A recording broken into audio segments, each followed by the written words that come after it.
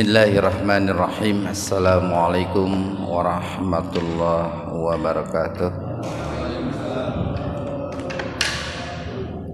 Alhamdulillahi rabbil alamin, alladzi an'ama alaina bi ni'matil iman wal islam, walladzi arsala rasulahu bil huda wa dinil haqq liyudhhirahu 'ala ad-dini kulli wa kafa billahi shahida.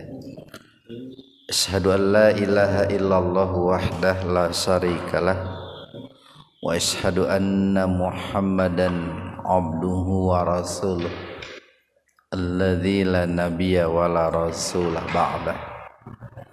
Hadirin ikhwatu iman, jemaah Majlis Tafsir Iliyin yang mudah-mudahan senantiasa diberikan hidayah dan maghfirah Allah Subhanahu wa taala. Kajian tafsir di Majlis Tafsir Iliyin pada kesempatan ini membahas surat An-Nisa ayat 66 halaman 89. An-Nisa ayat 66.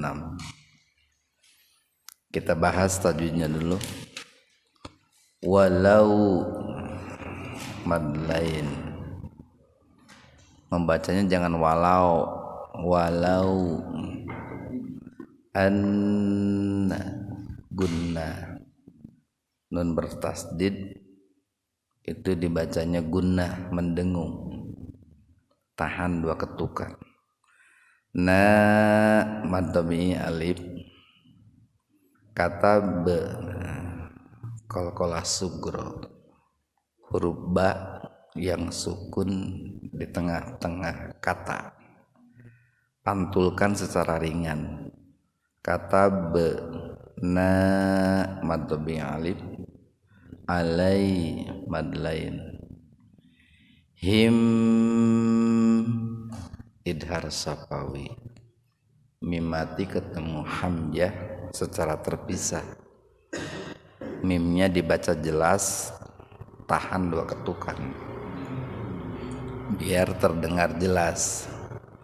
Anik ke qalqalah sugro, huruf nun bertemu dengan qaf di tengah-tengah kalimat. Asalnya itu an.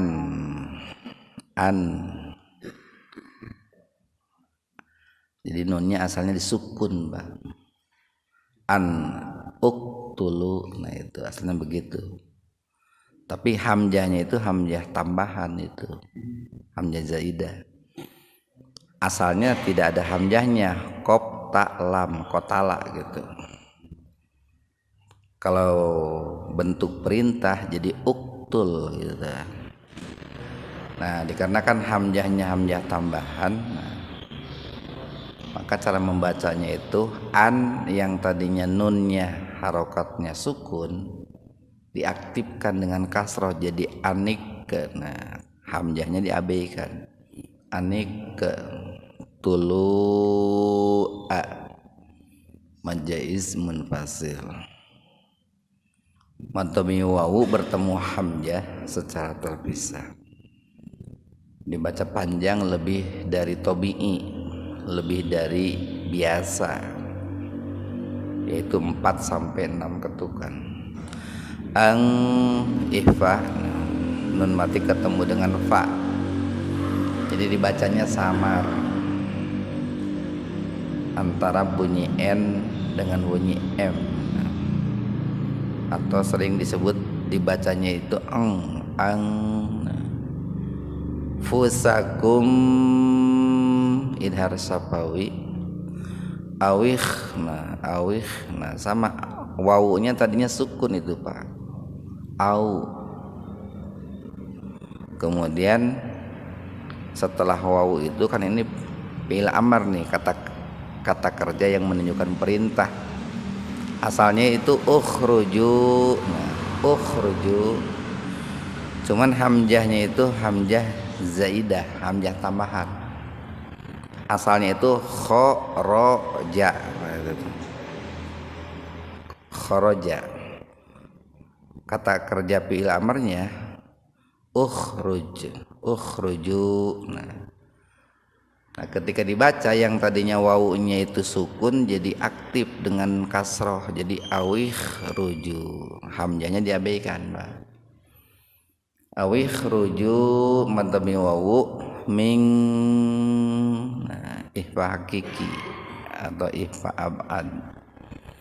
Nun mati ketemu dengan dal secara terpisah. Jadi ini betul-betul dibaca samar. Dia mad badal rikum idgham mimi. Mim sukun ketemu dengan mim. Nah, mim yang pertama diidghamkan, dimasukkan ke mim yang kedua dengan mendengung. Ma mantabi alif fa'alu mantabi wawu. Hu-nya jangan dibaca panjang. Jangan begini fa'aluhu, jangan begitu. Karena sebelum ha harokatnya sukun. Jadi bukan mad silah qasirah. Fa'aluhu illa mantabi alif qali mantabi iya. Lum idgham bigunna. Domatain ketemu dengan mim secara terpisah. Jadi dimasukkan ke mim dengan mendengung, tahan 2 ketukan. Minhum. Kalau mau berhenti boleh di situ. Itu kan waqaf sili. Tanda berhenti dengan sili atau sholat. Tapi bagusnya bersambung gitu, Pak. Tidak berhenti. Kalau bersambung disebutnya idhar sapawi. Minhum walau madlain anna gunna. Hum idhar sapawi. Mim sukun ketemu fa secara terpisah. Jadi mimnya ditahan 2 ketukan biar terdengar jelas itu. Fa'alu mantabi wawu ma mantabi alif yu mantabi wawu adu mantabi wawu. Semuanya panjang 2 ketukan tuh. Bihi, nah, mad silah qasirah. Panjang juga 2 ketukan, Pak. Huruf ha didahului huruf hidup. Nah, banyak kan hidup di kasroh itu. Makanya hi-nya dibaca panjang. Bihi. Laka madhabi alif khay madlain. Rolla idgham bila guna. Jadi jangan begini bacanya, jangan khairal lahum. Kalau begitu jadi bigunah, Pak. Jadi mendengung. Biar tidak terdengar mendengung, makanya lamnya jangan dibaca panjang. Khairal lahum, jangan khairal, tapi khairal lahum idhar sapawi. Wa asadda itu asalnya dalnya 2 sadid. Ada sebuah rahasia ketika dalnya 1 diganti dengan tasdid. Wa asadda tasbi, mad tabi'iyah ta mad iwad. Disebut mad iwad itu karena yang tadinya dibaca tan gitu, tan kan fathatain tuh taknya, diiwad diganti menjadi panjang jadi mad, jadi tan jadi ta gitu, Pak. Itu disebutlah mad iwad. Ikhwan fiddin arsadakumullah, jika dalam ayat sebelumnya ada beberapa perintah dari Allah Subhanahu wa taala kepada kita orang-orang yang beriman. Pertama nih, bahwa Allah Subhanahu wa taala tidaklah mengutus seorang nabi, seorang rasul, khususnya Rasulullah sallallahu alaihi wasallam, melainkan untuk ditaati. Sehingga ketaatan kepada Rasulullah sallallahu alaihi wasallam itu hukumnya wajib setelah melakukan ketaatan kepada Allah. Kemudian yang kedua, dalam melakukan ketaatan kepada Allah itu tidak lepas dari izin Allah. Dalam arti bahwa ketika seseorang itu taat kepada Allah, kepada Rasulullah, itu tidak lepas dari kudrah dan iradahnya Allah, tidak lepas dari ketetapan Allah, takdirnya Allah. Jadi kalau hari ini, kita orang-orang yang beriman diberikan kekuatan, keinginan untuk taat kepada Allah atau taat kepada Rasulullah, itu bukan karena kehebatan kita gitu, tapi itu karena karunia dari Allah, taufik dari Allah Subhanahu wa taala, yang tentu tidak lepas dari usaha dan ikhtiar kita. Kemudian yang ketiga, dalam mentaati Rasulullah itu harus berdasarkan petunjuk Allah, petunjuk Al-Quran. Karena ketika orang itu taat kepada Rasulullah sallallahu alaihi wasallam tanpa petunjuk Al-Quran, tanpa mengikuti isyarat-isyarat Al-Quran atau instruksi Al-Quran, maka ketaatannya itu akan salah, Pak. Bisa terlalu berlebihan, bisa terlalu kurang, terlalu ringan.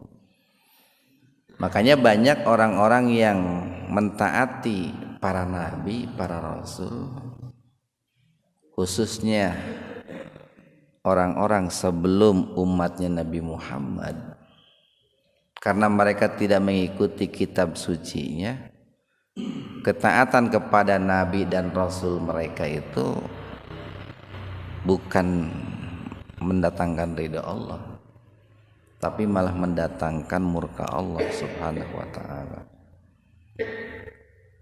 Ketaatan mereka itu menjadi salah, menjadi menyimpang. Salah satu bentuk penyimpangan mereka kepada ketaatan mereka kepada para nabi dan rasulnya, mereka memposisikan para nabi dan rasul itu sama seperti posisi pada posisi Tuhan gitu. Mensejajarkan para nabi dan rasul itu sebagaimana Tuhan yang mengutus para nabi dan rasul itu. Nah, itu kan akibat ketaatan mereka kepada para nabinya, para rasulnya tidak dibimbing atau tidak mengikuti aturan yang ada dalam kitab suci, Pak. Bisa jadi karena kitab suci nggak dibaca gitu, Pak, kulantaran terdaik maca gitu. Atau bisa jadi mereka dengan hawa nafsunya menentang kitab sucinya gitu. Sehingga lisannya mengatakan taat kepada Nabi Uzair dengan cara menjadikan Nabi Uzair sebagai anak Tuhan. Itu kan bukan mentaati itu, tapi justru itu melecehkan kan gitu, Pak.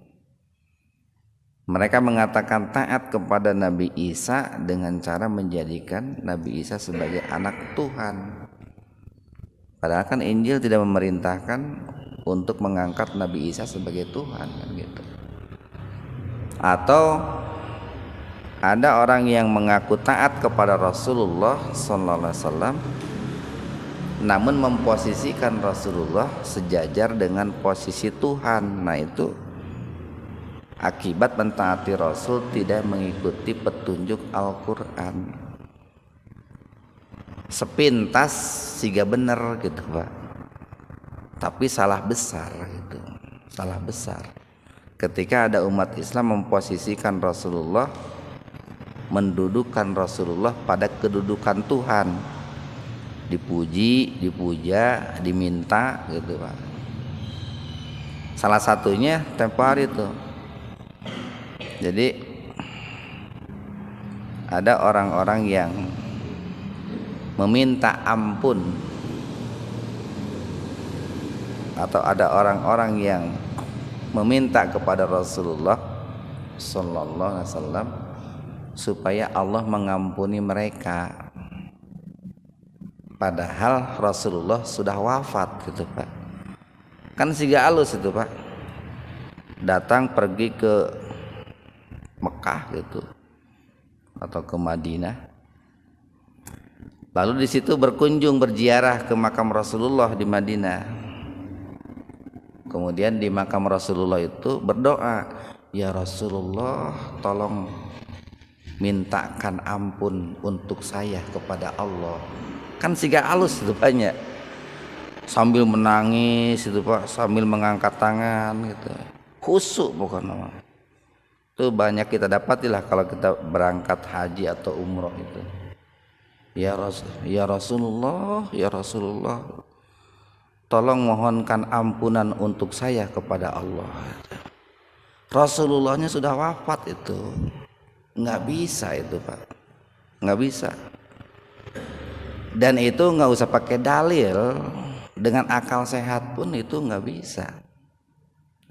Kenapa? Rasulullah kan sudah wafat itu. Kalau kita mendoakan Rasulullah boleh, Pak. Kalau kita bersolawat kepada Rasulullah boleh, bahkan dianjurkan kan. Tapi kalau memohonkan ampun untuk kita kepada Allah sementara Rasulullah sudah meninggal, tidak boleh. Nah, karena orang yang sudah meninggal kan tidak bisa berbuat apa-apa, jangankan untuk orang lain, untuk dirinya saja tidak bisa.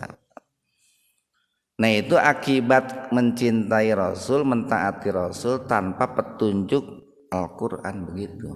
Jadi over gitu, Pak, over. Kemudian nih yang keempat nih dalam ayat sebelumnya itu, bahwa seseorang baru dikatakan beriman itu manakala menjadikan Rasulullah sallallahu alaihi wasallam dulu ketika beliau masih hidup, kalau sekarang setelah beliau sudah wafat, menjadikan sabda Rasulullah itu sebagai pemutus perkara, pemutus persoalan yang ada itu. Semua persoalan yang ada dalam kehidupan kita, Pak, dari persoalan A sampai persoalan Z itu. Dari mulai persoalan kasur sampai persoalan dapur gitu, Pak. Dari mulai persoalan bagaimana membangun rumah tangga sampai persoalan bagaimana membangun sebuah negara, itu kan sudah dicontohkan oleh Rasulullah. Nah, baru yang kelima, ketika orang itu betul-betul menjadikan Rasulullah itu sebagai hakim gitu ya, sebagai penengah, pemutus semua persoalan hidup kita, itu ada tuntutan. Pertama, tidak boleh ada kesempitan di dalam diri kita, tidak boleh ada unsur keterpaksaan dalam diri kita. Kemudian kita harus taslim ya, harus tunduk kepada putusan Rasulullah itu dengan ketundukan yang betul-betul tunduk ya. yusallimu taslima. Nah itu ayat 65 Pak. Nah maka di ayat yang ke-66 ini bicara tentang orang-orang munafik gitu ya, sindiran Allah untuk orang-orang yang munafik.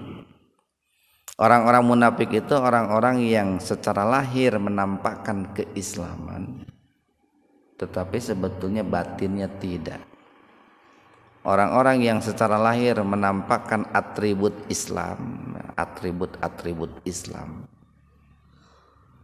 Atribut Islam seperti kia Pak, kopiah gitu ya, itu kan identik ya dengan umat Islam. Walaupun zaman ayeuna namanya loba oge nu make kopiah teh. Komo lamun musim pemilu gitu Pak. Eta nu ngaranna kopiah teh rarasepkeun make kopiah gitu. Menghana pemilu lain orang muslim, kalau orang luar Islam kan jual marake kopiah kayak gitu. Saya atribut Islam dah Pak. Atau barangkali daraek datang ke pasantren kan pasantren teh atribut Islam gitu Pak. Nu tadina keheul pisan ke pasantren jual datang ke pasantren. Atau barangkali make sorban, make tasbih gitu Pak. Pakai koko itu kan identik dengan Islam. Walaupun yang baju koko lain milik umat Islam tapi identik lah. Atau bicara sering menggunakan istilah-istilah dalam Islam gitu. Insya Allah gitu. Kan istilah-istilah dalam Islam. Nah tetapi sebetulnya batinnya itu jauh di lubuk hati yang paling dalamnya itu sebetulnya dia bukanlah seorang muslim gitu. Nah untuk orang-orang seperti itu nih disindir oleh Allah, walau seandainya, nah itu ayat 66 Pak, halaman 89. Walau seandainya bahwasanya kami gitu, atau sesungguhnya kami kata benar, kataba plus kami tetapkan untuk mereka nih, alaihim untuk mereka.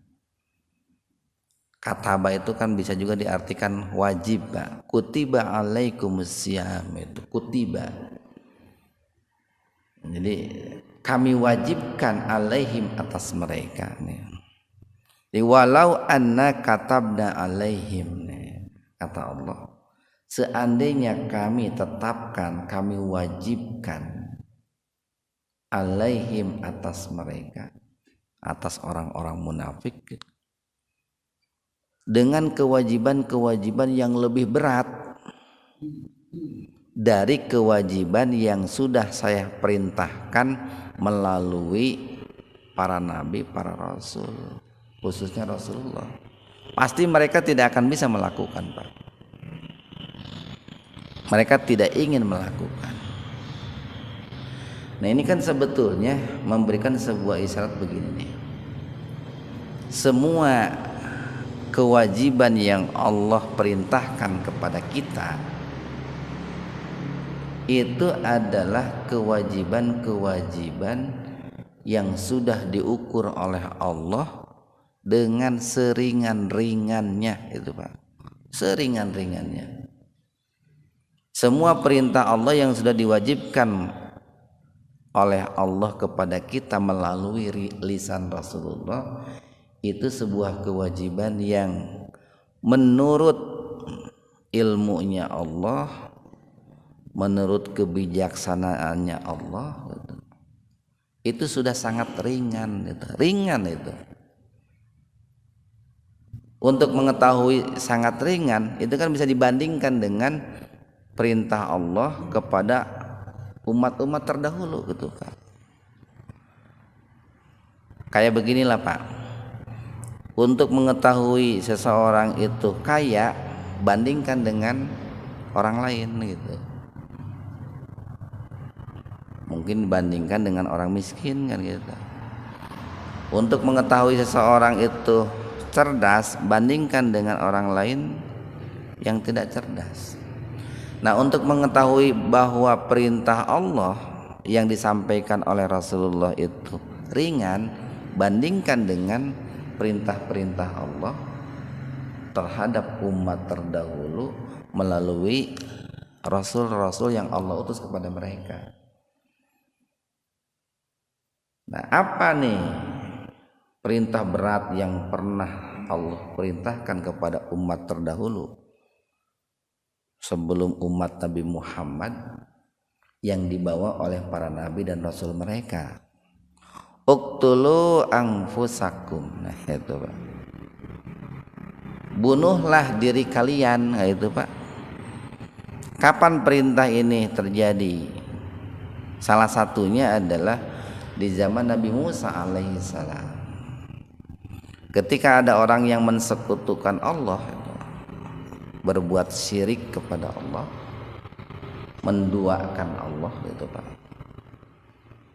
menserikatkan Allah dengan yang lainnya, maka sebagai hukumannya atau sebagai tuntutan taubatnya adalah dengan cara membunuh dirinya sendiri, gitu, atau dibunuh oleh orang lain, gitu Pak. Walaupun hukum ia diterapkan zaman ayeuna Pak, sigana loba jelema teh anu jual mararaot gitu, terutama lamun menjelang usum pemilu nu ngaranna kemusyrikan teh rame itu Pak. Atuh sekarang nih kalau diperhatikan itu banyak tempat-tempat yang dianggap keramat itu, orang-orang yang dianggap sakti itu didatangan tak keur minta ilham katanya, bagaimana nasib mereka pada pemilu yang akan datang, atau minta petunjuk lah gitu. Minta petunjuk, minta jampe bisa gitu. Itu kan sebuah perbuatan syirik itu Pak, bentuk kemusyrikan. Nah, ketika orang itu mensekutukan Allah, dulu itu perintahnya adalah untuk membunuh dirinya atau dibunuh oleh orang lain untuk bisa diampuni dosanya oleh Allah Subhanahu wa taala. Nah, ketika dibandingkan dengan syariat yang dibawa oleh Nabi Muhammad, itu kan ajaran yang dibawa oleh Nabi Muhammad itu ringan, itu ringan. Tidak ada orang musyrik diperintahkan untuk membunuh dirinya sendiri. Sekarang tidak begitu. Cukup taubat kepada Allah dengan taubatan nasuha kan. Pokoknya tidak ada satupun perintah Allah yang dibawa oleh Rasulullah sallallahu alaihi wasallam itu yang berat, tidak ada, semuanya itu ringan, itu ringan. Bahkan ketika ada perintah Allah yang berat, Rasulullah sendiri sudah protes Pak, sudah protes, umatku tidak akan kuat ya Allah, kan gitu Pak, protes. Semuanya sudah ringan. Nah, termasuk perintah untuk tunduk kepada hukum Allah, aturan Allah, itu sudah dipertimbangkan dengan sangat ringan Pak. Dalam hal hukum faraid itu sudah sangat ringan, itu sangat ringan. Coba lamun ayeuna enggak saya awewe teh tong teuing dibere bagian gitu. Kaos zaman jahiliyah baheula berat kan Pak. Tapi ku Allah kan diberi bagian separuh dari laki-laki, itu sudah sangat ringan. Dalam urusan politik ku Allah geus diperingan gitu Pak, diperingan bisa. Nah, akan tetapi nih akan kelihatan sikap orang munafik itu ketika mereka itu diuji dengan ujian-ujian atau dengan perintah-perintah yang lebih berat. Makanya untungnya di awalnya itu ada kata-kata walau, seandainya gitu. Di seandainya kami tetapkan, kami perintahkan kepada mereka dengan perintah-perintah yang lebih berat. Apa itu? Satu, uqtulu, bunuhlah angpusakum diri kalian. Kapan perintah ini terjadi? Daheula, Pak. Ketika orang itu mensekutukan Allah, maka taubatnya itu membunuh diri.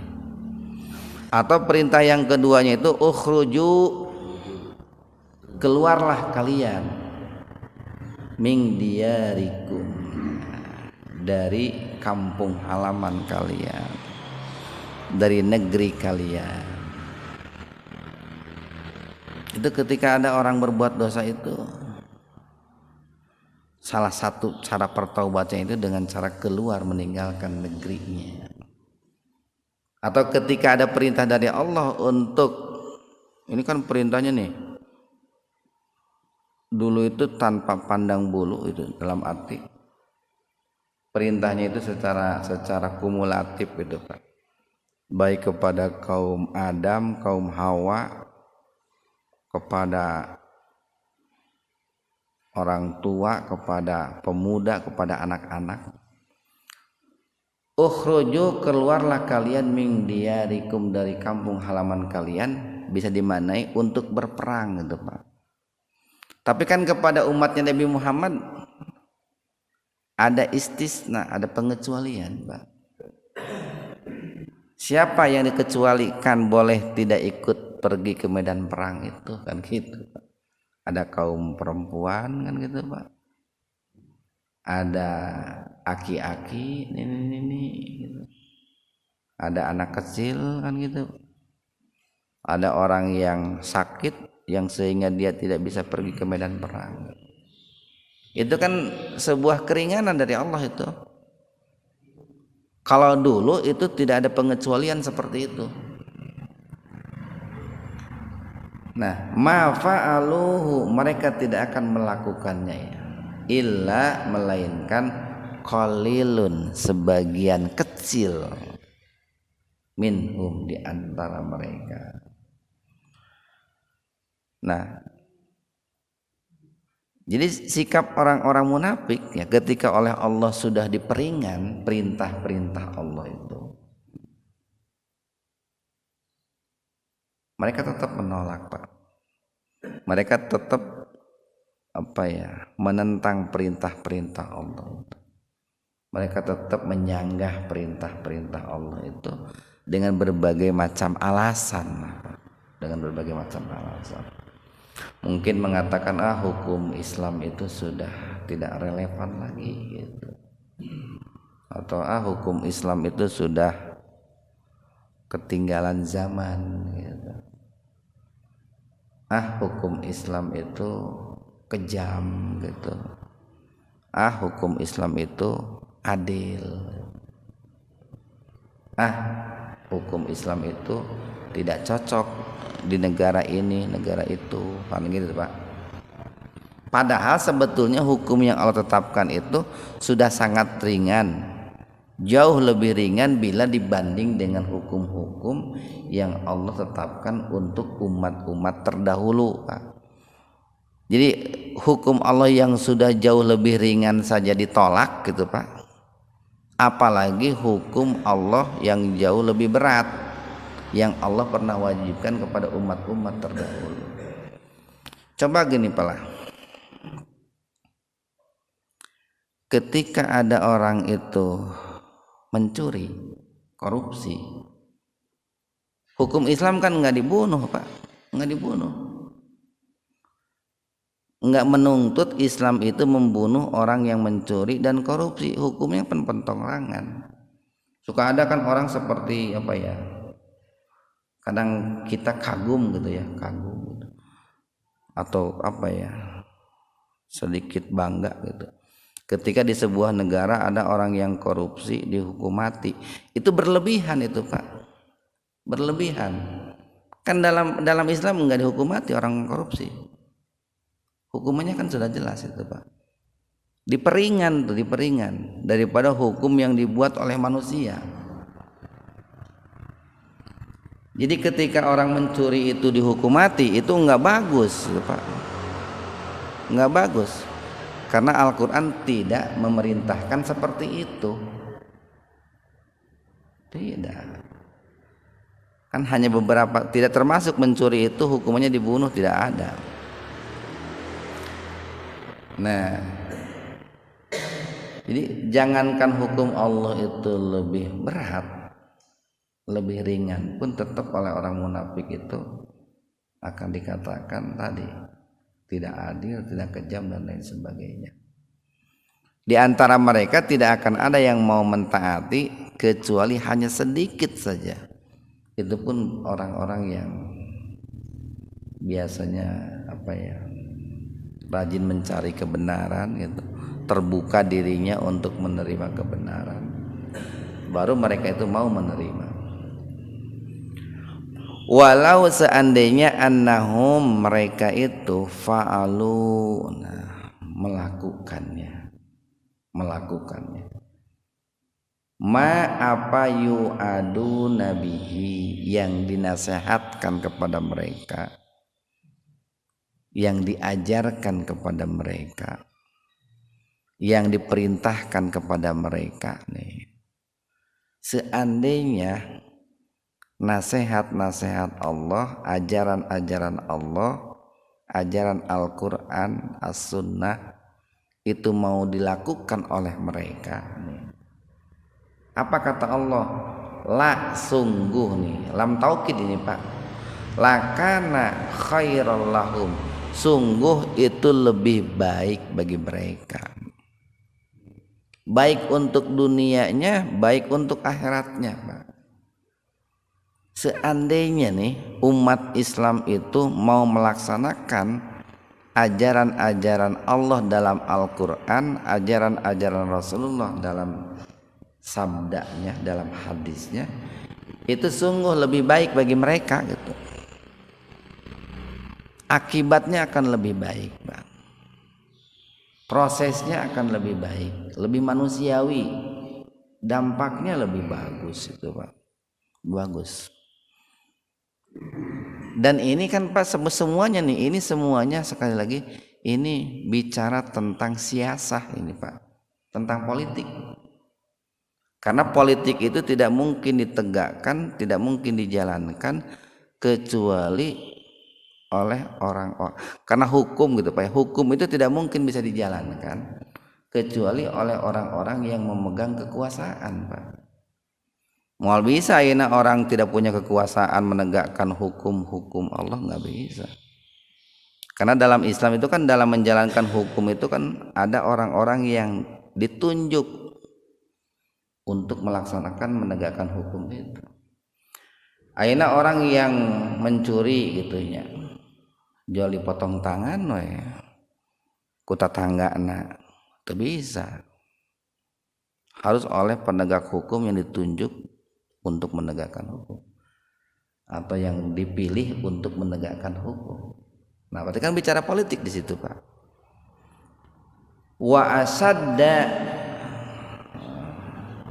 sadid itu kan keras Pak. Wa asadda tasbita, dan itu akan lebih mengokohkan keimanan, mengokohkan ketakwaan, meneguhkan ketaatan Pak. Jadi seandainya orang itu mau mentaati aturan Allah dan aturan Rasulullah, dampaknya lebih bagus, keimanannya pun akan lebih kokoh, lebih meningkat. Ngannya eta teh akan Pak. Tidak sedikit orang yang mengaku Islam tapi terang-terangan menentang hukum Islam. Mestinya begini Pak nih, sebagai sebuah solusi yang paling sederhana saja, sederhana. Ketika kita itu tidak bisa menjalankan aturan Allah dalam Al-Quran dan Rasul, alasannya itu harus bisa dijadikan untuk membela diri kita kelak di yaumul akhir. Umpamanya nih, alasannya karena saya itu hidup di sebuah negara yang tidak ditegakkan hukum Islam. Kumaha deui ya Allah gitu tah. Da kahayang mau ditegakkeun kan hidupnya kan di negara nu dipimpin ku orang yang tidak menegakkan hukum Islam. Paling teu kan aya alasan pakai di poe kiamat teh kitu. Nu kedua nih, Pak, nu kedua, saya bukan tidak mau menjalankan hukum Al-Quran dan As-Sunnah, tapi diancam dengan ancaman mati umpamanya, kan begitu. Jadi aya alasan gitu. Jangan sampai dengan sukarela gitu Pak ya, dengan berlapang dada, dengan bergembira ketika kita dihukum diatur dengan aturan selain aturan Allah dan Rasul. Ada unsur keterpaksaan lah Pak. Ada unsur keterpaksaan. Ayat 67. Wa idan, jika demikian, maksudnya apa? Jika orang itu melaksanakan apa yang Allah ajarkan, Rasulullah contohkan, jika orang itu mentaati apa yang Allah perintahkan dan Rasulullah contohkan, nah kalau demikian gitu Pak, apa janji Allah? Tadi kan janji Allah itu yang pertama lakana khairal lahum, lebih baik bagi mereka. Yang kedua akan lebih meneguhkan keimanan. Yang ketiga nih, la sungguh atai akan datang, akan didatangkan oleh kami hum kepada mereka, sungguh kami akan mendatangkan kepada mereka, kata Allah nih, janji Allah Pak, milladunna, dari sisi kami gitu. Apa? Ajron azima, itu pahala yang sangat besar gitu Pak. Hari pahala itu bahasa ini Pak, bahasa Sangsakerta itu. Asalnya itu pala, PHA, pala. Pala itu buah itu Pak, buah. Makanya pahala itu adalah buah dari kebaikan-kebaikan atau ketaatan-ketaatan seseorang kepada Allah. Ketika orang itu taat kepada Allah, maka dia akan memetik buahnya. Nah, seringlah disebut pahala itu Pak. Dengan pahala, dengan buah yang sangat besar itu Pak. Itu janji Allah yang keempat. Janji Allah yang kelima nih di ayat 68 nih. Wa dan la sungguh hadaina. Hadai itu hidayah Pak. Kami hum kepada mereka. Ini digabung nih Pak. Beberapa huruf, beberapa kata digabung. Wa, la, hadai 3 tuh. 4, hum 5. 5 kata, 5 huruf digabung. Wala hadainahum. Dan sungguh kami akan berikan petunjuk, berikan hidayah, berikan taufik kepada mereka. Jadi taufik itu datangnya tidak ujug-ujug gitu Pak ya. Walaupun tadi kita katakan bahwa ketika orang itu taat kepada Rasulullah itu tidak lepas dari taufik Allah. Tapi taufik Allah itu harus dicari dan diusahakan dengan maksimal itu Pak. Jangankan mencari taufik atau Pak, mencari duit saja harus maksimal usahanya tuh. Cari duit itu Pak, pulus. Cari pulus harus maksimal. Kau mau cari taufik itu Pak, taufik itu kan lebih mahal daripada tiud itu Pak. Neangan duit wae hararese dug hulupet nyawa. Berarti mencari taufik itu usahanya ikhtiar lahir, ikhtiar batin Pak. Doa, menuntut ilmu, dan juga ikhtiar lahir lainnya itu harus dimaksimalkan. Nah, jadi wala hadainahum, dan sungguh kami akan berikan petunjuk kepada mereka siraton, sirat jalan mustaqim yang lurus. Nah, jadi enggak semata-mata orang itu dapat bisa berjalan di atas siratal mustaqim. Untuk bisa berjalan di atas siratal mustaqim itu sangat erat kaitannya dengan hukum itu Pak. Erat kaitannya dengan hukum. Coba nih Pak nih, kalau di sebuah negara penguasanya itu mewajibkan muslimah pakai jilbab. Insya Allah kabeh muslimah pakai jilbab, Pak. Berjalan di atas siratal mustaqim tuh, kan gitu. Tapi lamun penguasanya melarang muslimah pakai jilbab, semuanya berada di jalan setan semuanya, Pak. Gitu. Nah, disitulah pentingnya umat Islam itu menyadari betapa pentingnya orang-orang yang menegakkan hukum itu punya kecenderungan terhadap Islam situ, Pak. Jadi sungguh kami akan berikan hidayah kepada mereka untuk bisa berjalan di atas siratal mustaqim. Nah, baru nanti nih di ayat berikutnya itu akan mendapatkan nikmat, itu siratal ladzina an'amta alaihim. Siapa an'amta alaihim itu nanti dalam ayat 69 dibahas tuh. Para nabi, para syuhada, para solihin, para siddiqin. Siapa yang mendapatkan itu semua? Ya yang tadi orang-orang yang berjalan di atas siratal mustaqim. Siapa orang yang berjalan di atas siratal mustaqim itu? Orang yang dengan penuh sukarela, tidak ada keterpaksaan untuk menerima putusan-putusan Allah dan putusan-putusan Rasulullah Sallallahu Alaihi Wasallam. Mudah-mudahan ada manfaatnya untuk kita semua. Subhanakallahumma wa bihamdika asyhadu an la ilaha illa anta astaghfiruka wa atubu ilaik. Assalamualaikum warahmatullahi wabarakatuh.